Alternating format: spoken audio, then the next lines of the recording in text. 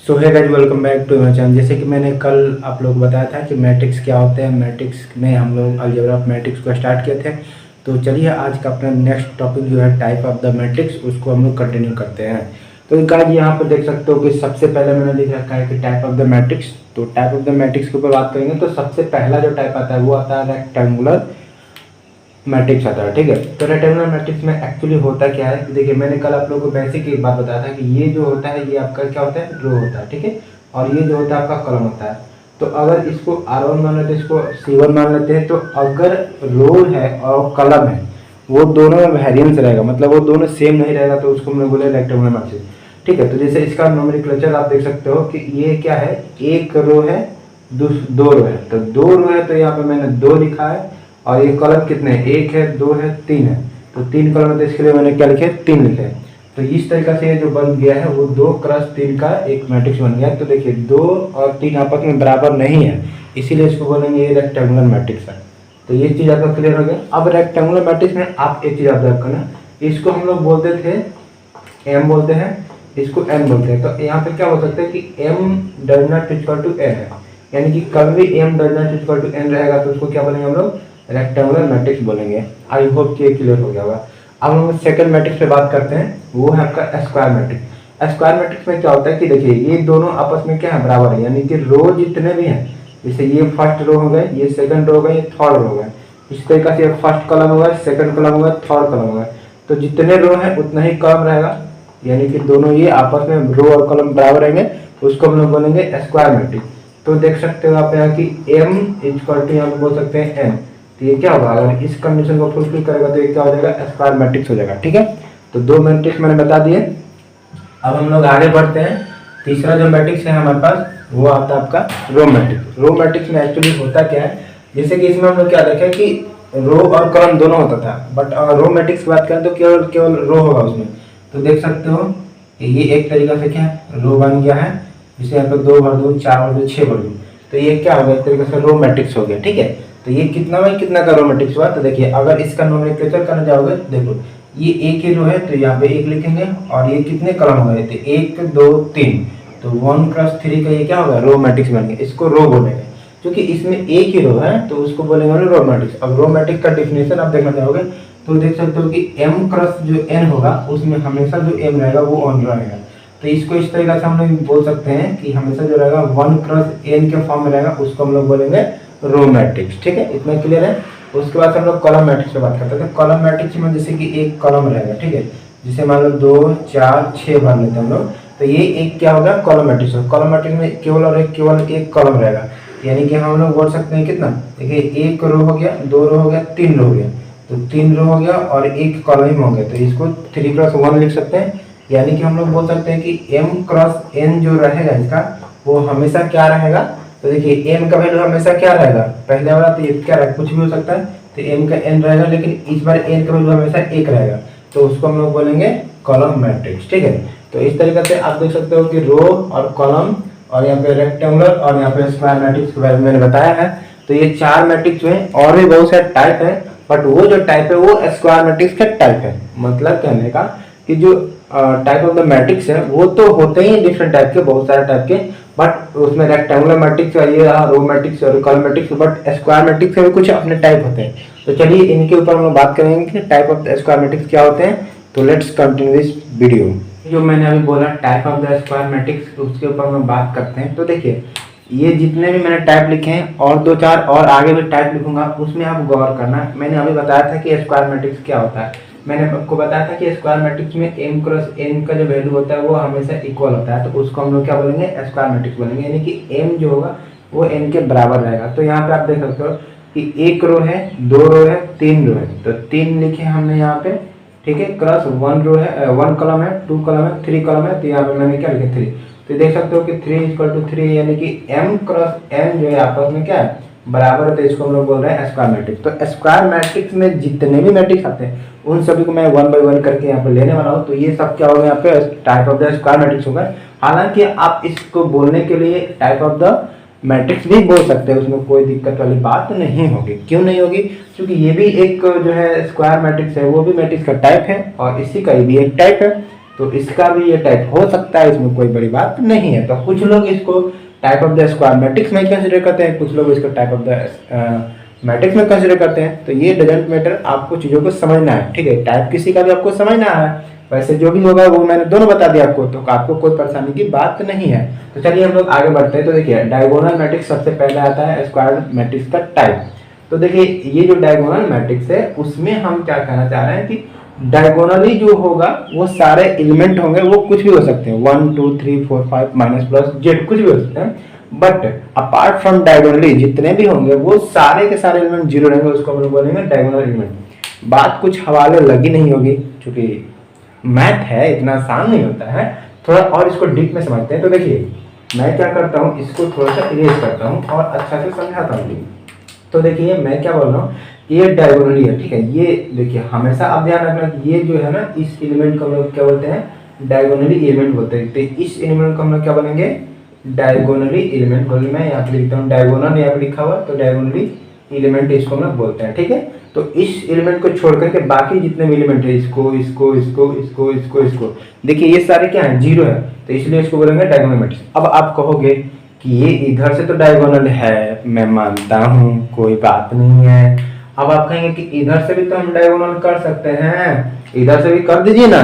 तो मैं कहूँगा बिल्कुल नहीं, ये डायगोनली होता है, ये नहीं होता है डायगोनल। आप ध्यान रखना कि ये डायगोनली कभी भी कंसीडर नहीं किया जाता है, डायगोनली यही किया जाता है, यही किया जाता है। आप ध्यान देना इस बात का, हमेशा आप कंफ्यूज करोगे।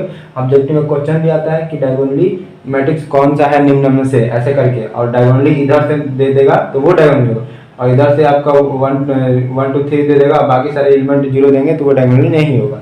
तो आपको इसमें थोड़ा सा ध्यान देना होगा। तो डायगोनली जब भी होगा तो इधर से देखना है, ना कि इधर से देखना है, ठीक है। तो आपको ये डायगोनल मैट्रिक्स जो है क्या हुआ समझ गया होगा। अब थोड़ा सा इसमें और बात करें तो ये जो होता है इसको हम लोग प्राइमरी डायगोनली भी बोलते हैं, और ये जो होता है वो सेकेंडरी डायगोनली बोलते हैं हम लोग।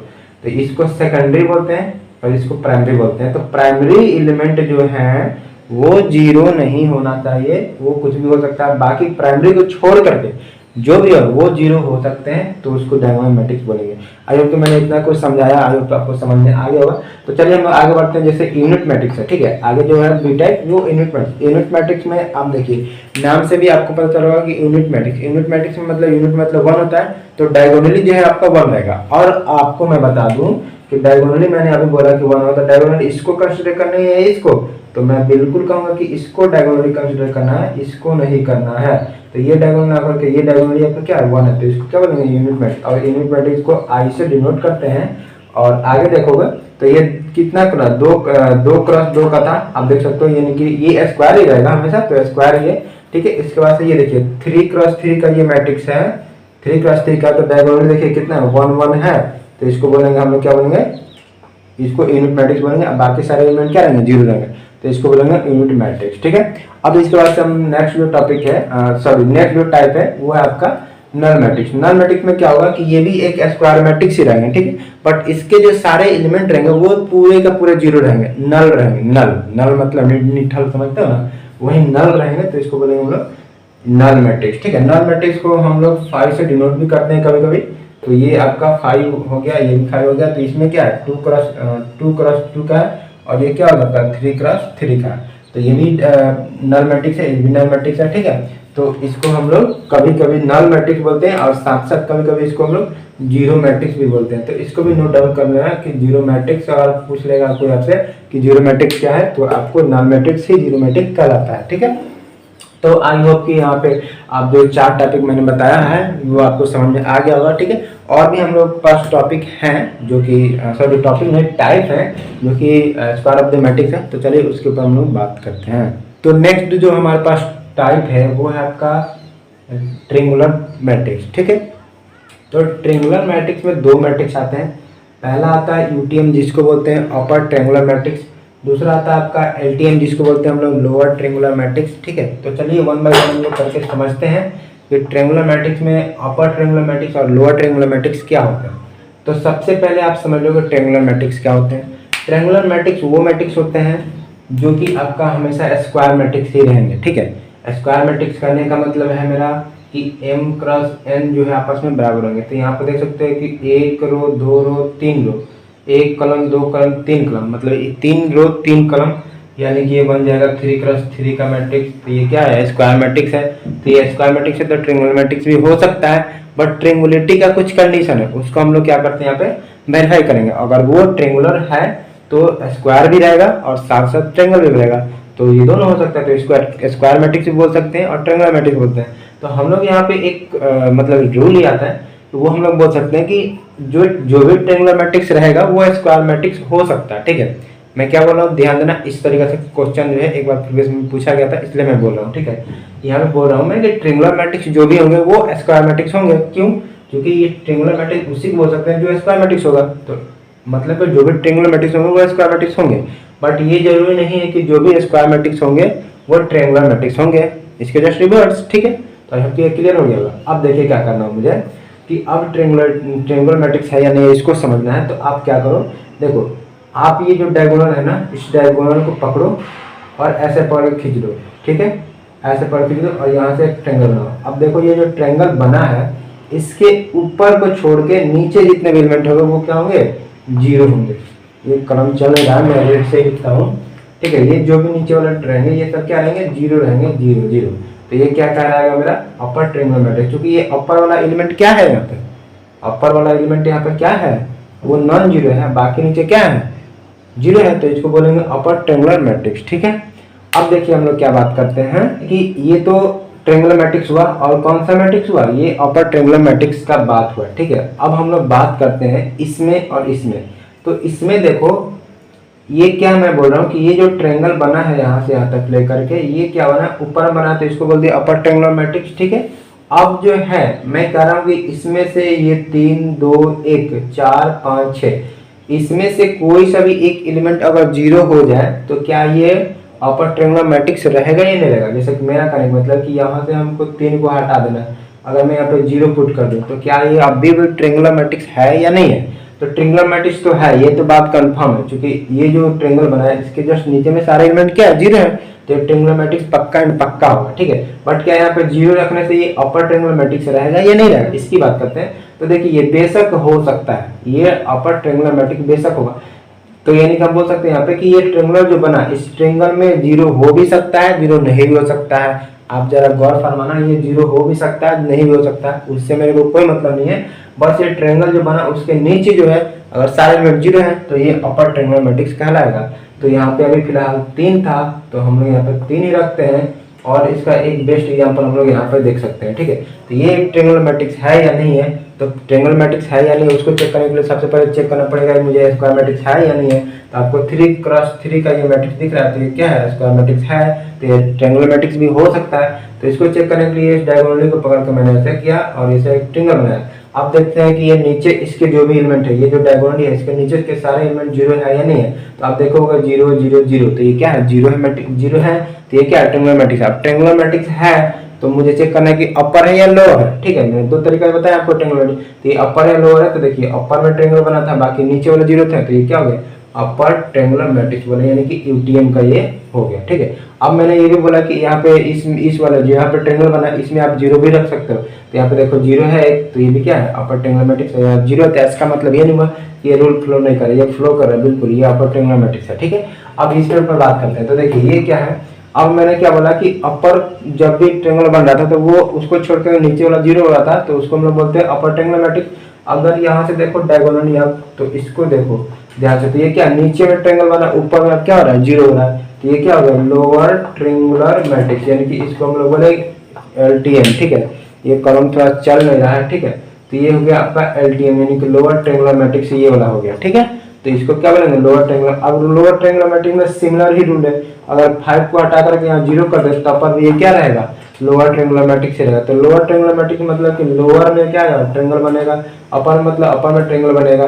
तो ये ट्रायंगुलर मैट्रिक्स का आपका ये कांसेप्ट था, आई होप कि आपको समझ में आ गया होगा। ठीक है, और अभी लाइट भी कट गया, काफ़ी ज़्यादा गर्मी हो रही है, तो मैं इस वीडियो को यहीं तक रखूँगा, और आगे जो मैं वीडियो लाऊंगा उसमें और भी टाइप बताऊंगा मैं, तो सारा कंप्लीट नेक्स्ट वीडियो में टाइप को कंप्लीट करने की कोशिश करूंगा।